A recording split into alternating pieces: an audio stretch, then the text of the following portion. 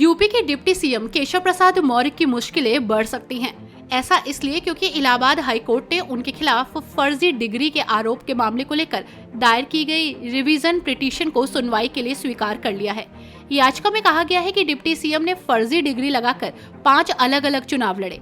कौशाम्बी में फर्जी डिग्री के आधार पर ही इंडियन ऑयल कॉरपोरेशन से पेट्रोल पंप हासिल किया, इसलिए उनके खिलाफ एफआईआर दर्ज हो।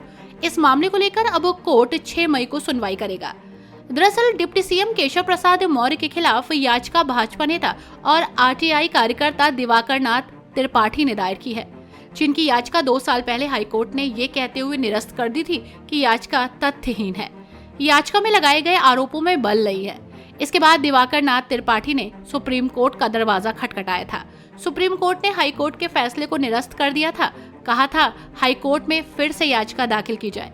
इसके बाद हाईकोर्ट में पुनर्विचार याचिका दाखिल की गई, जिसे कोर्ट ने कल यानी कि गुरुवार को स्वीकार कर लिया।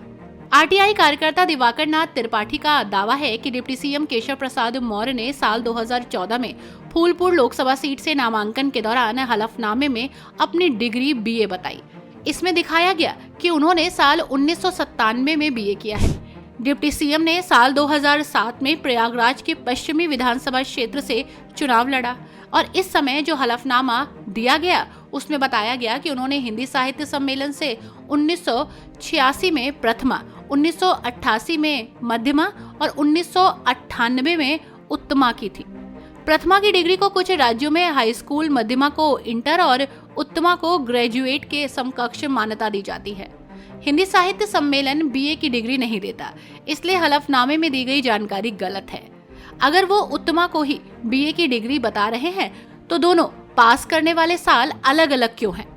मतलब 2007 के हलफनामे में उत्तीर्ण करने वाला साल 1998 लिखा है, जबकि साल 2012 और 2014 के चुनावी हलफनामों में यही साल 1997 लिखा है।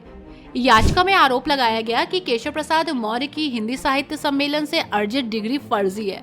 इस आधार पर इन्होंने चुनाव भी लड़ा और पेट्रोल पंप भी हासिल किया, इसलिए इनके खिलाफ एफआईआर दर्ज की जानी चाहिए।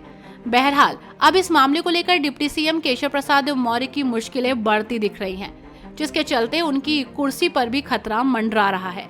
लेकिन अब देखना होगा कि कोर्ट इस मामले में क्या कुछ एक्शन लेता है। तब तक के लिए बने रहिए 4 PM के साथ।